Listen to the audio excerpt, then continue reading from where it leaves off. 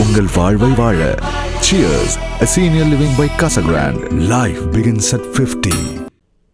கர்நாடகா கலால் துறையில் சுமார் 2500 கோடி ரூபாய் அளவிற்கு மிகப்பெரிய ஊழல் நடைபெற்றுள்ளதாக எதிர்க்கட்சியான பாஜக குற்றம் சாட்டியுள்ளது. கர்நாடகா கலால் துறையில் அதிகாரிகளின் இடமாற்றம், மதுக்கடைகளுக்கு உரிமம் வழங்குவது, உரிமத்தை புதுப்பிப்பது உள்ளிட்டவற்றில் முறைகேடுகள் நடப்பதாக பாஜக குற்றம் சாட்டியுள்ளது. இதுகுறித்து பெங்களூருவில் செய்தியாளர்களிடம் பேசிய எதிர்க்கட்சித் தலைவர் ஆர். அசோக், ஒவ்வொரு மதுக்கடை உரிமத்தை புதுப்பிப்பதற்கும் புதிய உரிமம் பெறுவதற்கும் லட்சக்கணக்கான ரூபாய் லஞ்சம் பெறப்பட்டுள்ளது.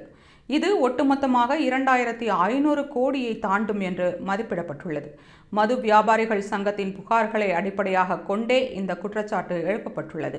இந்த ஊழலில் அமைச்சரின் அலுவலகத்திற்கு நேரடி தொடர்பு உள்ளதால் கலால் துறை அமைச்சரான ஆர்.பி. திம்மபூரை கர்நாடகா முதல்வர் சித்தராமையா உடனடியாக நீக்க வேண்டும் என்று தெரிவித்துள்ளார்.